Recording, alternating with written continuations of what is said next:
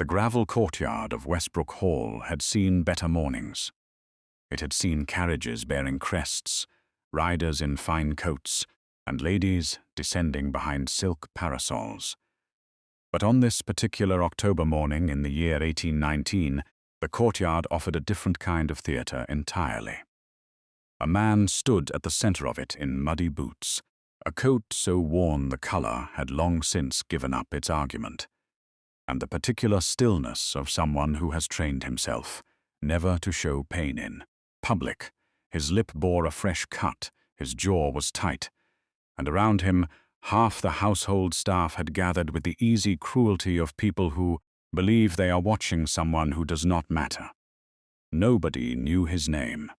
Nobody knew that the carriage he had arrived in had no crest, that the horse he had ridden belonged to his own stables, that beneath the fraying collar of that coat sat a chain bearing the ducal signet of Ashbourne. Nobody knew any of that. The only person still watching him with any human consideration was standing to the right of the crowd, half behind a stone pillar, with her hands clasped at her waist and her blue riding habit slightly creased from an early morning walk she had not told anyone about. Lady Elowen Fairchild. She was not a woman of dramatic gestures. She had never once in her 24 years thrown herself into a scene for the pleasure of it. But she was watching this man, and something in his posture, something in the way he stood as though the mockery was weather he had simply decided to endure, made her throat tight. And then her uncle, Sir Godfrey Fairchild, stepped forward with his top hat and his cold eyes and his habitual expression of a man who has confused rank with righteousness, and said, "Get this wretch off my property." He came asking for work at this hour, covered in road filth, the very nerve of it. The servants laughed, the 2 footmen moved forward, and Elowen stepped out from behind the pillar. She did not raise her voice. She did not need to. Leave him. Every head turned. Sas. Sir Godfrey's face shifted into the particular expression of a man who had not expected to be contradicted before breakfast. Elowen. A man's worth is not measured by the state of his coat, his title, or the hour at which desperation brings him to a gate, she said quietly, looking not at her uncle, but at the stranger in the courtyard. It is measured by the honor he carries when no one powerful is watching. Silence. The kind of silence that takes a whole courtyard by the collar. The man with the muddy boots stood very still. His eyes had found hers, and something in them changed, the way light changes when a cloud finally, slowly moves away. He had come to Westbrook Hall expecting to find what he always found. Ambition dressed as warmth, calculation wearing the clothes of sincerity. He had not expected this. He had not expected her. Greetings, noble viewers. Welcome to Forbidden Palace. I trust this day finds you well and in excellent spirits. As we journey toward the grand milestone of 1,000 subscribers, your presence here means more than words can properly say. If tales of hidden identity, courage, romance, and the rare satisfaction of watching justice arrive exactly when it should, if those are the stories that stir something in you, then this is your palace. Subscribe, leave a like upon this video, and become part of a community built around stories that believe people are worth more than their circumstances. Before we go further, we have a small question for you in the comments. From which corner of this wide world are you watching? And what does the clock say in your part of it at this very moment? Every subscription, every like, every comment, each one carries this palace one step closer to its goal. And for every single one, we are genuinely grateful. Now, without another moment's delay, let us return to Westbrook Hall. The story has only just begun. October had arrived at Westbrook Hall the way unwelcome news always does. Quietly, through the back door, before anyone had thought to bolt it. The estate sat in the soft hills of the English countryside, handsome in the way that old things are handsome. not perfectly, but with a dignity that time has carved rather than gifted. The stone was the color of pale honey in good weather. In bad weather, which was most weather now, it was the color of old worry. Inside its walls, life was conducted in a vocabulary of reduction. Fewer logs, thinner candles, shorter menus. The servants had learned to speak softly about it, and the family had learned not to speak about it at all.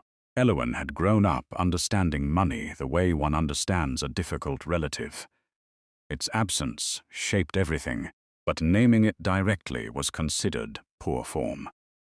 She managed the household accounts with the quiet competence of someone who has had no alternative. She knew which tradesmen to keep sweet with prompt letters, and which to put off with courteous delay. She knew the precise moment a candle became too small to use with dignity and too large to throw away. She had inherited none of her mother's beauty and all of her mother's sense, and she had long decided that was the better bargain. Her uncle, Sir Godfrey Fairchild, had assumed control of the estate when Elowen's father died 3 years earlier. In public, he was generous with references to the family's proud name. In private, the man treated the estate less like a responsibility and more like a slow auction. His daughter, Miss Beatrice Fairchild, was everything a gentleman of means might admire from a distance. Golden-haired, straight-backed, magnificently dressed, and possessed of the particular confidence that comes from having always been told one is exceptional. She had a laugh like a bell and eyes that calculated like an abacus. Beatrice wore beauty the way some people wear armor, brilliantly and always on purpose. The letter arrived on a Tuesday. Sir Godfrey read it at the breakfast table with the expression of a man who has just been handed a key he has been trying to find for years. "The Duke of Ashbourne," he said, as though tasting something he had long been denied. His man of business writes to propose a formal introduction, to be followed, conditions permitting, by a contract of marriage, to Elowen. Beatrice set her teacup down with enormous care. "Elowen," she repeated, in the flat tone of someone hearing a name attached to a prize that does not belong to it. Elowen said nothing. She continued to butter her toast with the concentration of a woman reminding herself to breathe. The Duke of Ashbourne. She had heard the name the way one hears of distant storms. Abstractly, without believing it would actually arrive on one's own particular doorstep. Edmund Hartwell, 7th of his line, landowner of staggering scale. Unmarried at 31, which had made him the subject of more London dinner conversations than any parliamentary bill that year. Her uncle was already talking about settlements and improvements and the restoration of certain debts he described as temporary, and she knew to be rather permanent. Elowen listened and said nothing and stared at her toast. A cage with gilded bars, she thought, was still a cage. By evening, Sir Godfrey had already summoned a seamstress. Elowen stood in the blue drawing-room while the woman measured her in silence, and her uncle stood by the window speaking the language of transactions dressed as plans. "The Duke arrives within the fortnight. We shall have you presented properly. None of this quiet business of wandering the grounds before the house is awake." He said it pleasantly, but the word wandering landed the way small criticisms always do, with a smile and a sting. "The family's debts are recoverable," he continued. "This marriage makes them so. You understand your position, Elowen." It was not a question. It had never been a question. Later, in the corridor outside the linen room, Beatrice found her. "Do try not to say anything peculiar when he comes," Beatrice said pleasantly, adjusting her glove. Dukes do not generally admire women who speak before they are addressed. "Keep your views about the servants to yourself and smile more than you currently do." Elowen looked at her cousin for a moment. "Thank you, Beatrice," she said, and walked away. Alone in her room that night, she sat at the small writing table by the window and looked out at the dark garden. The oaks at the far edge were losing their leaves in the wind, and there was something honest about it. No pretense, no performance, just the season doing what seasons do. She thought about the Duke she had never met, a man she would be presented to like a solution to an arithmetic problem. She thought about what it would mean to spend a life beside someone who had chosen you the way one chooses a suitable arrangement. She had seen that kind of marriage in her own parents. Her father had been kind. Her mother had been grateful for it. But grateful was not the same as loved, and she had understood that distinction very early. She did not want to be grateful. She blew out the candle and lay in the dark and told herself to be sensible. Sensible was, after all, the one luxury she could still afford. Edmund Hartwell had been lied to by a great many elegant people. Solicitors who spoke of estates as flourishing when they meant surviving. Mothers who described their daughters as accomplished when they meant presentable. Men of business who called arrangements mutual when they meant tilted entirely in their own direction.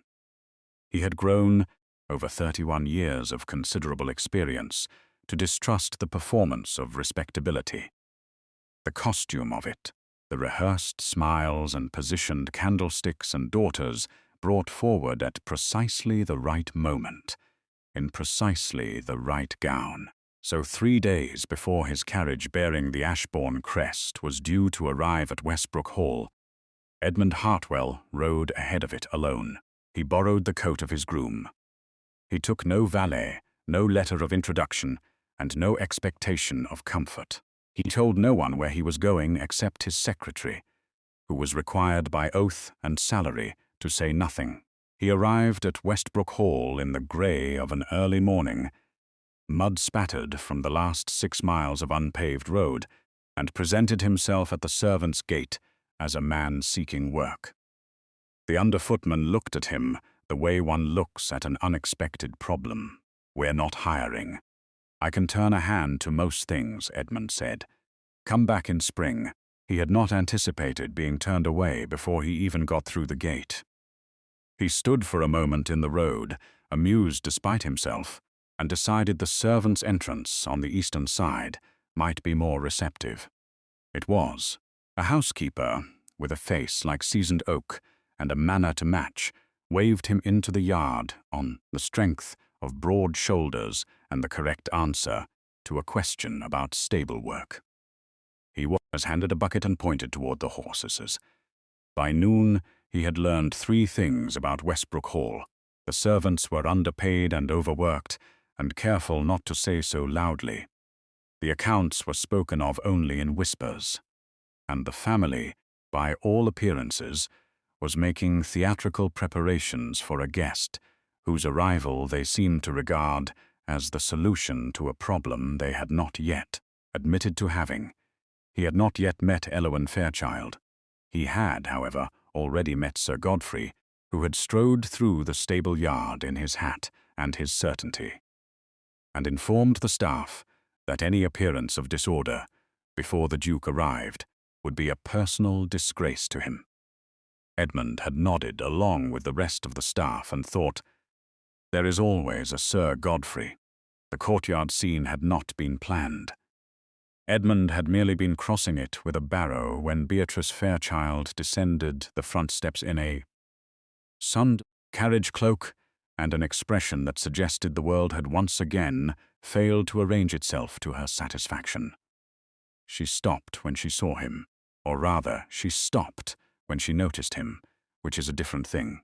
"You, what are you doing at the front, carrying this across to thee?"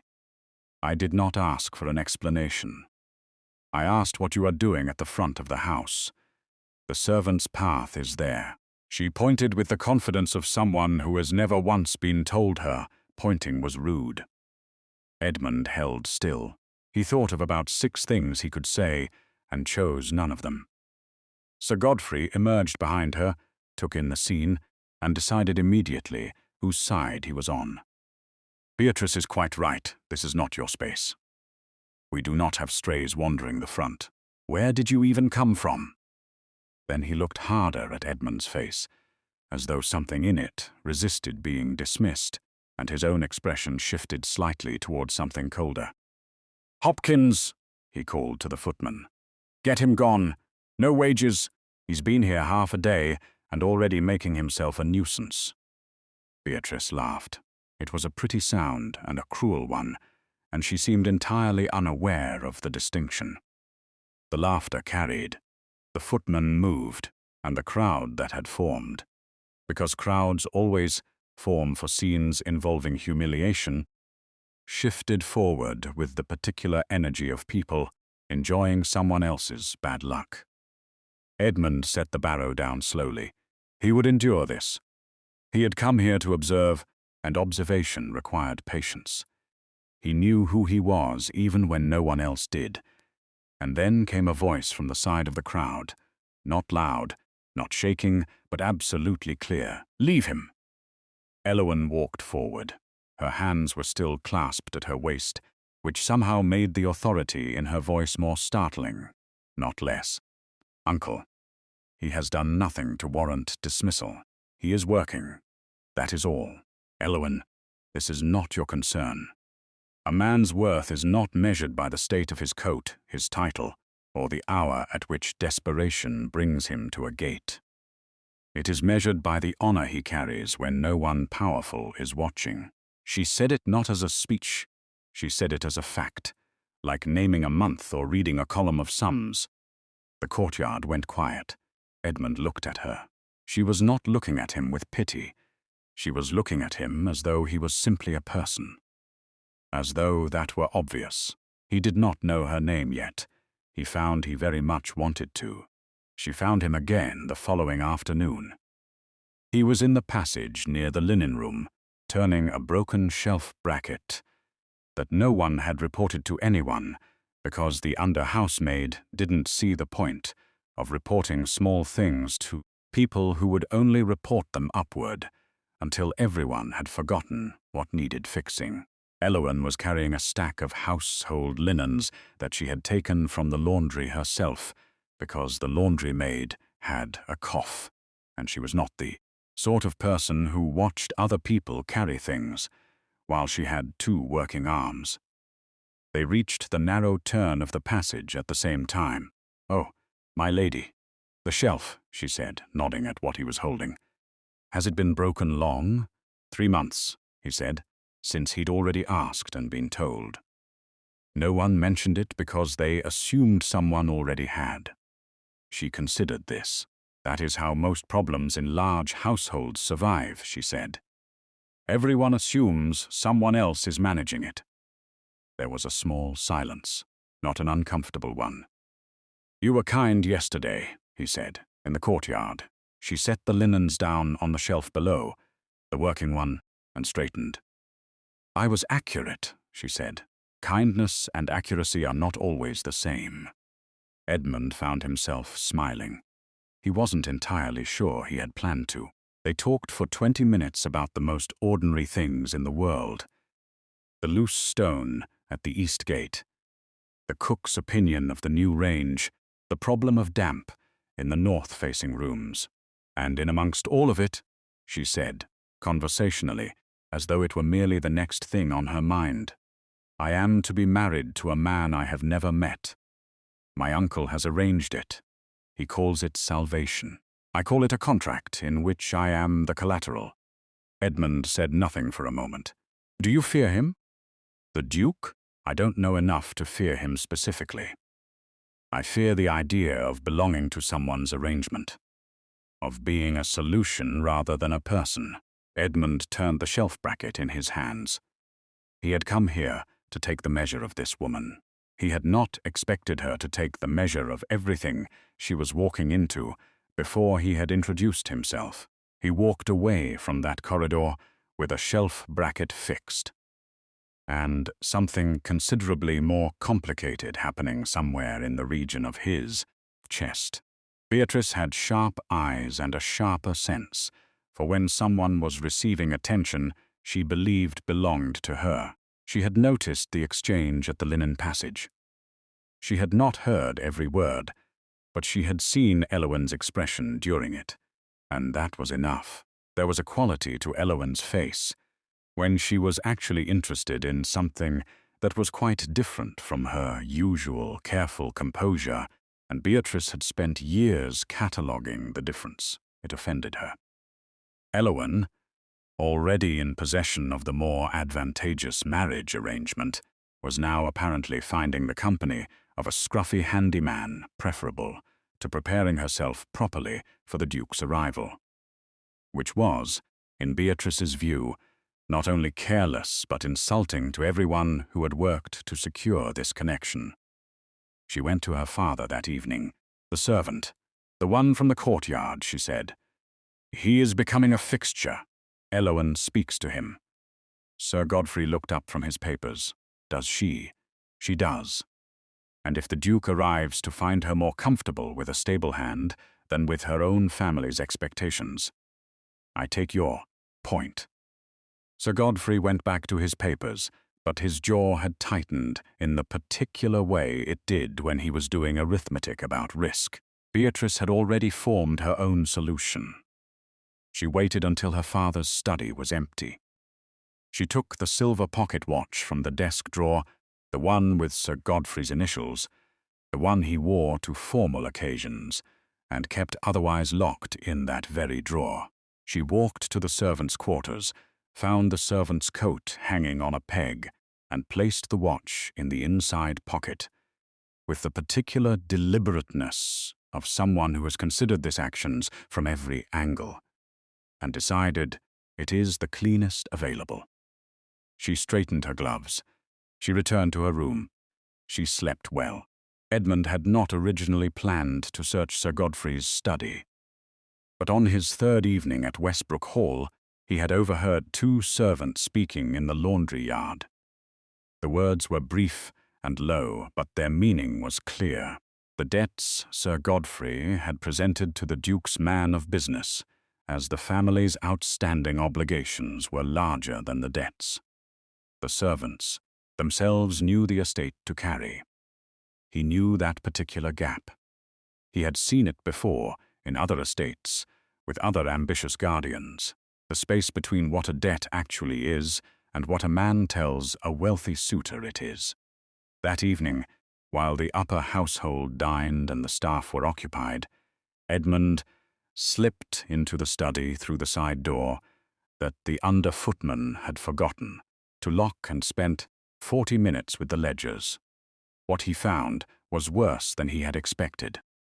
The estate's actual debts were real but recoverable.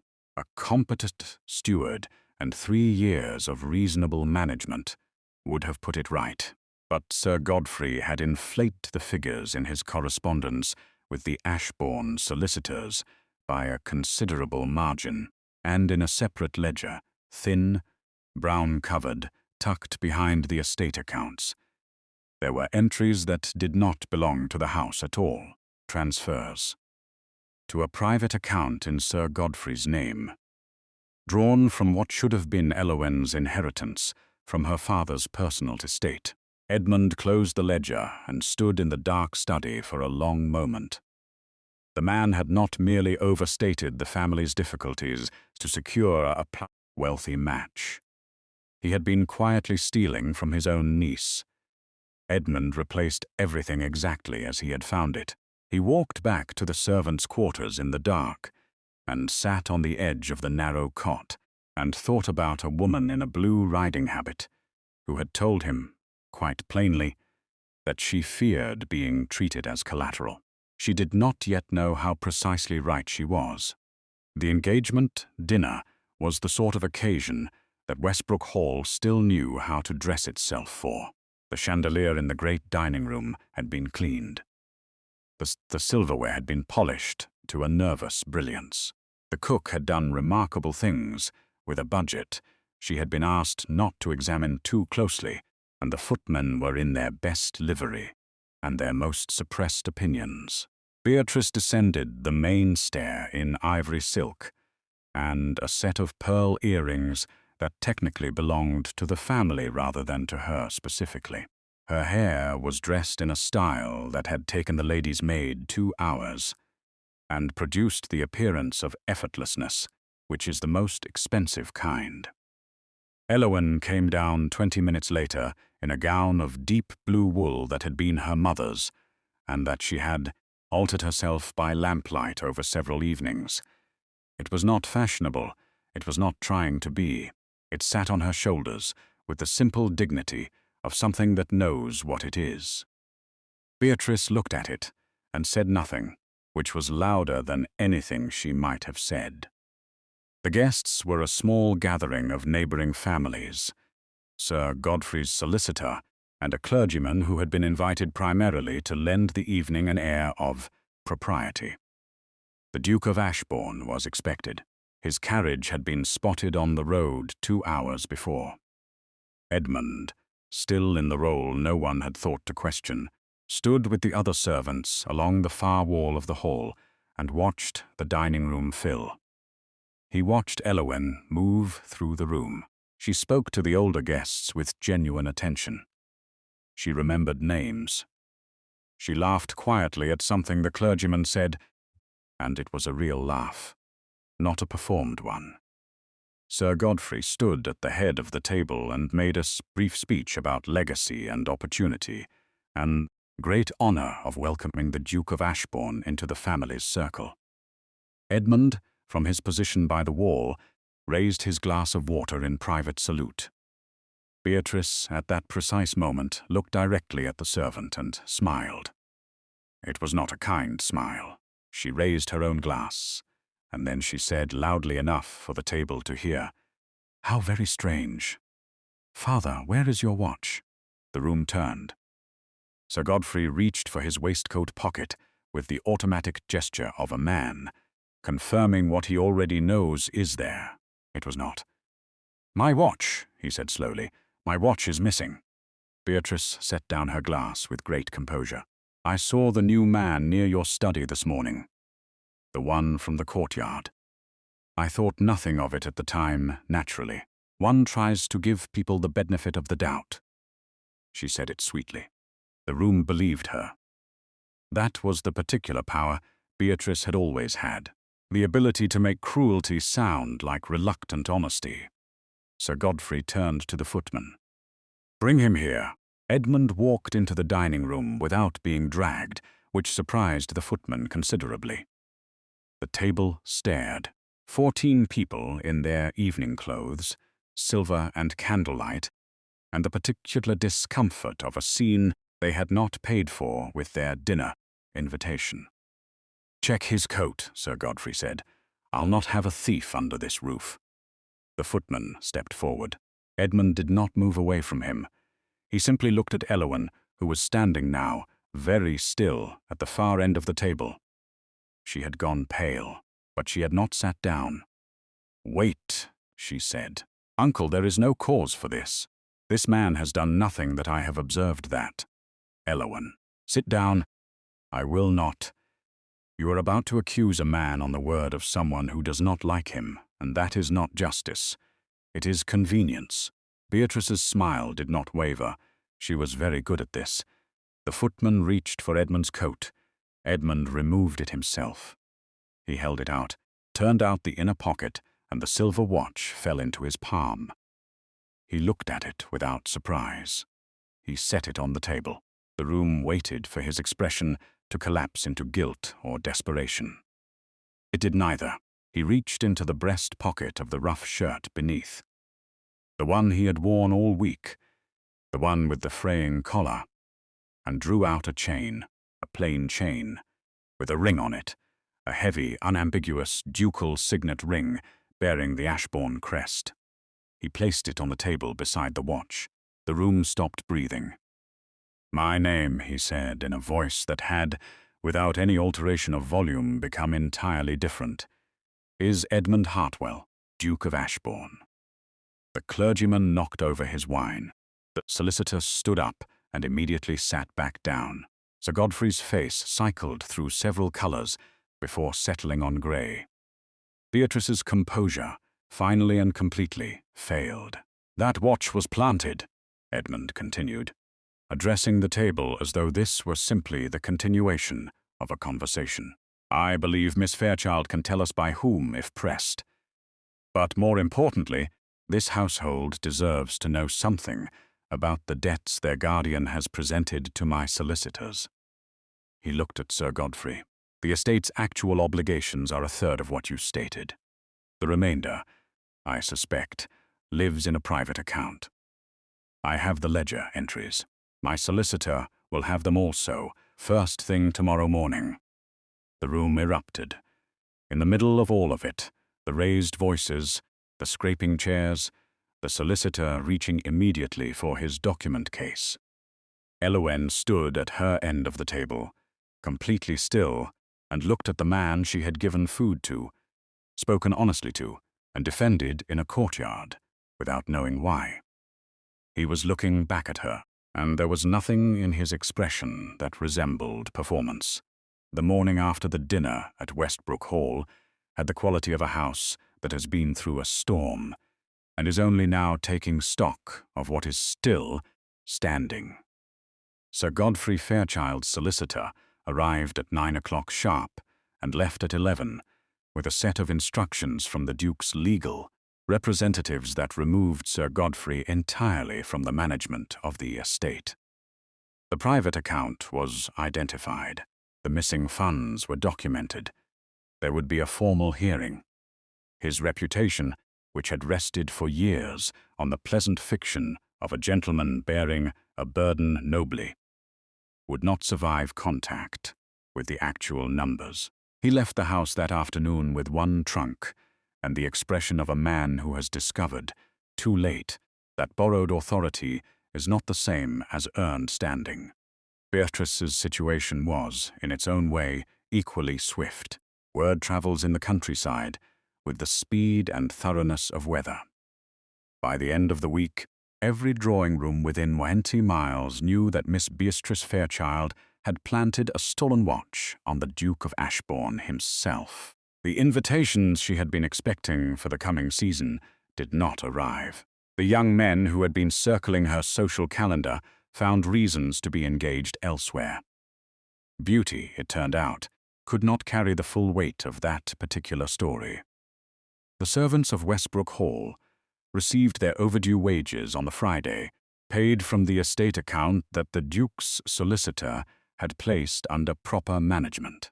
The housekeeper with the face like seasoned oak said nothing when Edmund handed her the ledger, but she straightened her back in a way that suggested years of quiet resentment releasing themselves all at once. Edmund found Elowen in the garden that afternoon. She was sitting on the low stone wall at the edge of the kitchen garden with her boots planted on, the grass and her face turned toward the pale October sun. She heard him coming and did not turn around. When he sat beside her, she said, without greeting, "You heard everything I said in that passage, about the marriage, about being treated as collateral." "I did," he said. "Were you horrified?" "No, I was humbled." She looked at him sideways. A duke, humbled. It does happen occasionally, usually when a person says something accurate without meaning it as a correction. She was quiet for a moment. "I didn't know I was speaking to you. I know. That's why it mattered." A small silence passed between them, comfortable in the way that silences are when neither person is performing. "My uncle's arrangement is void," Elowen said eventually. "There is no contract. You are under no obligation." "That is true. Then what are you doing sitting on my kitchen garden wall?" Edmund looked at the bare oak trees at the far edge of the garden, and then at her, and said with perfect simplicity, "Asking, freely, without contract or arrangement or debt attached, whether you would consider marrying a man who arrived at your gate in a borrowed coat and a quantity of road mud, and who spent the better part of a week fixing your broken shelf brackets." Elowen said nothing for a long enough moment that a lesser man might have reconsidered. Then, "The bracket in the linen passage, did you fix the one in the north corridor as well?" "I did." "Then you are at least useful." She turned to look at him fully then, and whatever she found in his face apparently satisfied the question she had not put into words. "Yes," she said, freely, without arrangement. Yes, they were married in December in the chapel at Ashbourne, with no debt as the occasion's real guest of honor, and no transaction where the vows should have been. The ceremony was small, and the celebration after it was not, because Edmund had invited every servant who had worked at Westbrook Hall and paid their travel, on the grounds that people who had been underpaid for years deserved at minimum a good meal and a warm room, and a reason to raise a glass to something going right. In the years that followed, Westbrook Hall was properly managed, its debts cleared, its staff stable, and fairly compensated. Elowen ran the estate with the same quiet competence she had always had, except now she had the authority and the resources that the competence had always deserved. Sir Godfrey eventually settled his account and retired to a modest situation in the north, which was, in the considered opinion of most people who knew the full story, rather better than he deserved. Beatrice, after a period of considerable social exile, eventually found her way to a quieter life and a kinder version of herself. It took time, but then most worthwhile things do. Edmund was asked at a dinner some years later by a man who had heard the story third or fourth hand at what precise moment he had decided to marry Elowen Fairchild. He set down his glass and considered the question seriously, as he did most things. "It was the day she thought I was nobody," he said, "and treated me as though I still mattered." He picked up his glass again. Everything after that was simply honesty arriving in the right order. Before we share our closing words, noble viewers, if this story has stirred something in you, if Elowen's courage made you sit a little straighter, if Edmund's patience reminded you that the right kind of love is worth the wait, then we ask one small thing of you before we part. Subscribe to Forbidden Palace. Leave a like upon this story, and in the comments tell us, would you have defended the poor servant before knowing who he truly was? Your answer says everything about the kind of person you are, and we genuinely want to know. Subscribe to see how this unfolds, and comment where you are watching from. We will love to say hello to you, just to know how far our story is traveling. Every voice in this community makes the palace larger. We are grateful for yours. And so, beneath the December bells of Ashbourne Chapel, a woman who had been offered as a solution found herself chosen as a person. A man who had arrived in borrowed clothes and road mud, left with the one thing no title had ever given him: the knowledge that someone had seen him fully before she knew what he was worth. Sir Godfrey lost what he had abused. Beatrice learned what beauty without decency ultimately buys. The servants of Westbrook Hall received what they had always been owed. And Elowen Fairchild became not a duchess acquired through negotiation, but a woman who walked into her own life with both eyes open and both hands free. That is the ending every story should earn, and Forbidden Palace thanks you, sincerely, for staying to see it. Lessons from Westbrook Hall. What this story teaches: 1. Character reveals itself in small moments. Elowen did not defend Edmund because she knew he was powerful. She defended him because it was the right thing to do when she believed he had nothing. That is the only test of true character, what you do when there is no reward for doing it well. 2. Silence has a cost. The servants of Westbrook Hall suffered for years because every one of them assumed someone else was addressing the problem. Choosing not to speak about injustice does not end it. It simply passes the price to someone who can afford it even less. 3. Guardianship is not ownership. Sir Godfrey's fundamental error was in treating his niece as an asset to be managed rather than a person to be supported. Anyone placed in care of another, whether a child, an estate, or a community, holds that responsibility in trust, not as a possession. 4. Love built on honesty does not require maintenance.